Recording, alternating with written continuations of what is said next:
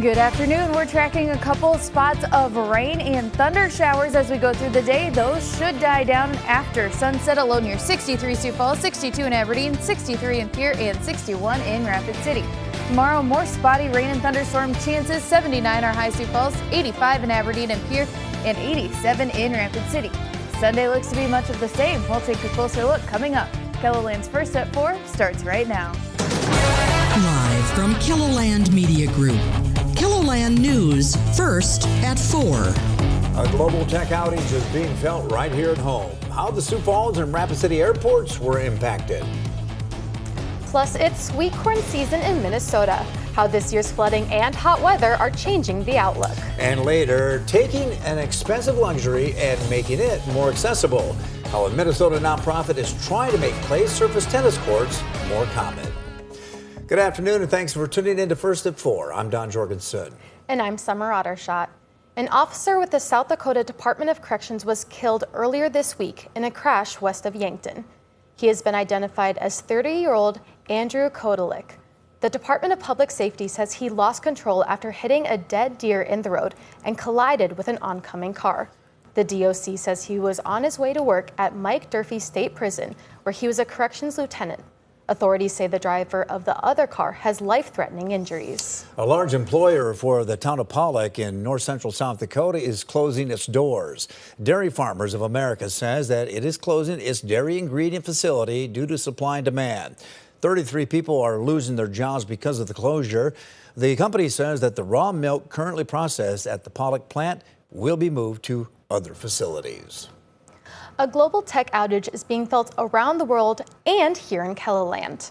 Both the Sioux Falls and Rapid City regional airports experienced delays this morning. Many Sioux Falls travelers were waiting hours to board their flights. We'll hear how the outage disrupted their weekend travel plans that included everything from a family vacation to summer camp to a bachelor party tonight on KELOLAND News. The city of Sioux Falls says its website was also affected, though the customer self-service portion of the website is working. The Sioux Falls Police Department said they didn't notice any issues. Well, I think it might have affected our weather department as well, because I'm not liking the weekend forecast. No, they scheduled rain all the time. What's up with that? Scattered rain again. I hate it. Spotty rain and thunder showers as we head through this weekend.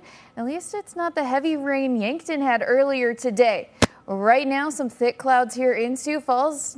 We're sitting at 70 degrees due to that passing rain earlier. South breeze at about 10 miles an hour.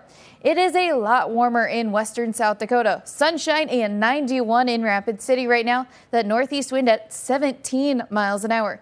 You can see in southeastern KELOLAND, those temperatures are well below normal. And those temperatures are on the cooler side because of the rain and thunderstorms we had earlier.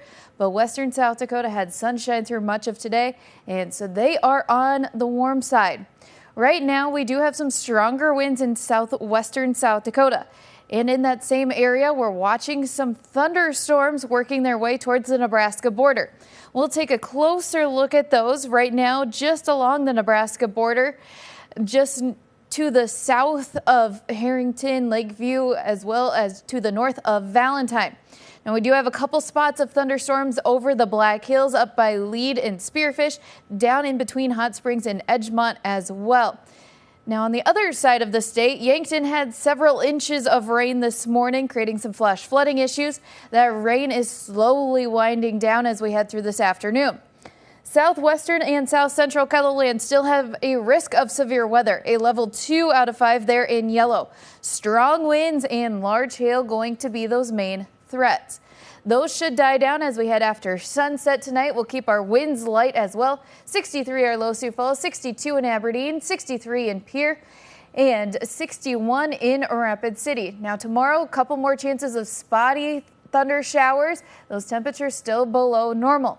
Sunday looks to be much of the same. We'll take a closer look at your weekend in just a little bit. Thanks, Megan. As a Minnesota staple returns to dinner tables, farmers say it wasn't an easy trip to your plate. Adam Duxter with our CBS affiliate in the state shares the battle against the elements and if it'll make a difference this harvest. From the combine to the sorter to the box to the grocer, Dave Nathy knows sweet corn is hard work. And you have a window, you have to make your windows. And this year, Well, the weather is the biggest thing because that's what makes a crop.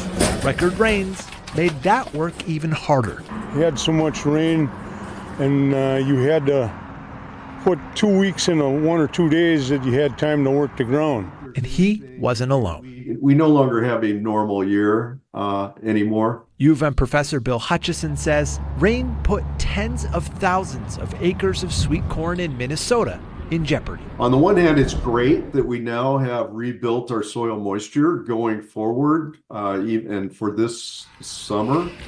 The challenge really was just getting the corn planted. As for Nathy, even in year 44 at Riverside Farms in Elk River, And we had some places where it drowned it out, but that's Mother Nature. You have to take what it's going to give you and work through it. he knows to expect the unexpected and do what it takes to deliver. And we've had good years, we've had our bad years.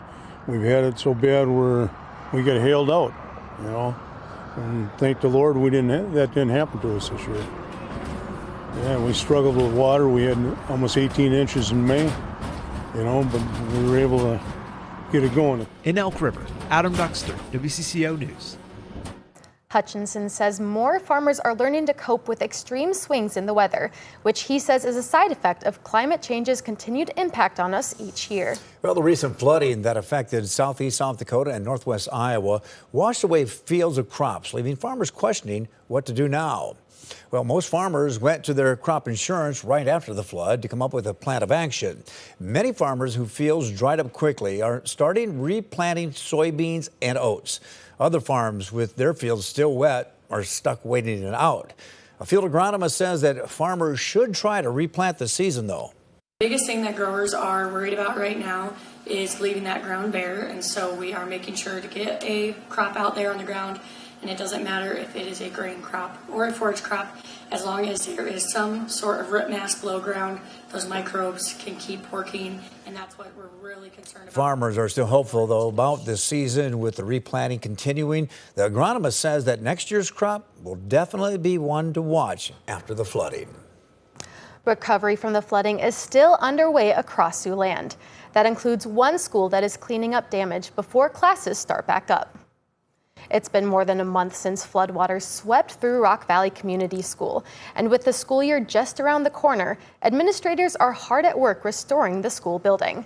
As of today, debris cleanup is complete, and school officials are currently working on sanitizing the building and preparing for the rebuild in the near future. Rock Valley Superintendent says they plan on repairing classrooms in phases and getting students back into the building that they feel is safe and comfortable. That's my goal, is to provide that space and a place for them to come this fall and be confident enrolling at Rock Valley. This is the place to be.